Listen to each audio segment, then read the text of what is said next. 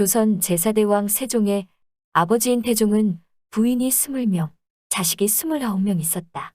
그중 본부인인 원경왕후 민씨와의 사이에서 태어난 아들들, 즉 왕위를 물려받을 수 있는 자식은 양녕대군, 효령대군, 충녕대군, 성녕대군 등 4명이었다.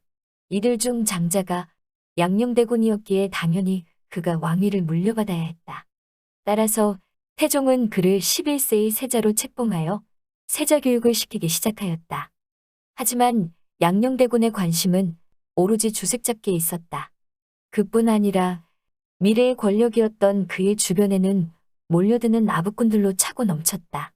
이에 태종은 그를 나무랐지만 그는 오히려 태종에게 글을 올려 공개적으로 대들기도 하였다.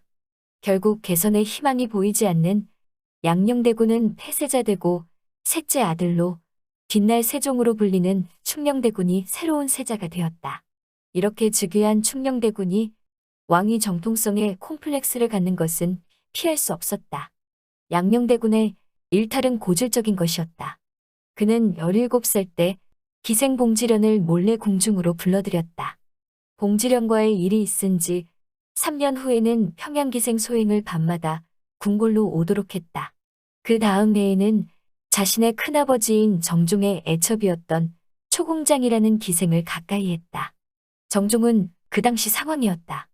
그로부터 3년 후인 24살 때는 다른 사람에게 이불보를 지게 하고 방유신이라는 사람의 집으로 쳐들어가서 그의 손녀와 자고 온 일도 있다.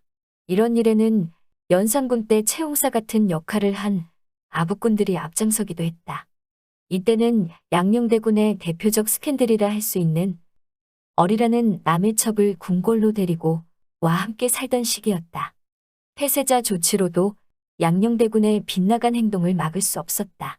폐세자가 된 다음에 쫓겨간 경기도 광주에서 다른 사람 집 담을 넘어들어가 그 사람의 첩을 억지로 차지하려 하였다.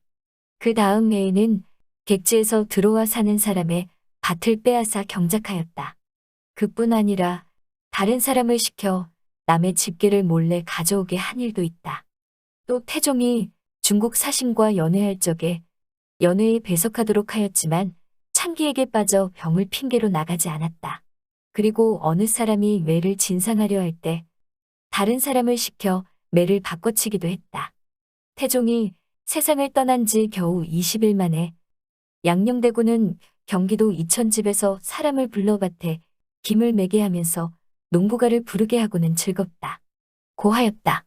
또 태종의 장례를 마치자마자 들판에다 개를 놓아 노루와 여우를 쫓게 하고 덫을 놓아 기러기와 따오기를 잡았다. 고을 백성을 동원해 집을 고치는 과정에서 사람들에게 술을 먹여 사람을 죽게 한 뒤 나를 벌하면 나와 세종 사이가 소원해질 것이라고 협박하기도 하였다. 나이가 44세 되던 해 단오날에는 제도적으로 금지된 돌 던지는 놀이를 하도록 부추기고 말을 타고 다니며 지휘까지 하였다. 그 일로 부상자와 사망자가 나오기까지 하였다. 양녕대군의 정도를 벗어난 행동은 세종의 등극에 반사적 이익을 주었다. 폐세자 되기 약 20여일 전에 양녕대군은 세종을 만났다. 이때 그는 세종에게 화를 내며 어리의 일을 반드시 내가 태종에게 아뢰었을 것이다 라고 했지만 세종은 대답하지 않았다. 세종이 형의 잘못된 행실을 바로잡고자 고자질을 했다면 그를 비난할 수 없다. 하지만 그의 행동이 순수하게 형이 걱정되어서 한 것인지 하는 의문이 든다. 더구나 세종이 권력욕이 강했음을 뒷받침해주는 이야기도 전해진다. 효령대군과 세종이 4~5살이었을 때 그들을 가르친 김과라는 신하가 이 작은 왕자가 또한 장을 다투는 마음이 있다. 곧 태종에게 말하였다. 즉 세종이 어려서부터 우두머리가 되고 싶어하는 기질이 있었다는 것이다. 따라서 양녕대군의 일탈은 권력욕이 있었던 세종이 왕위를 계승하는데 유리하게 작용한 것이다.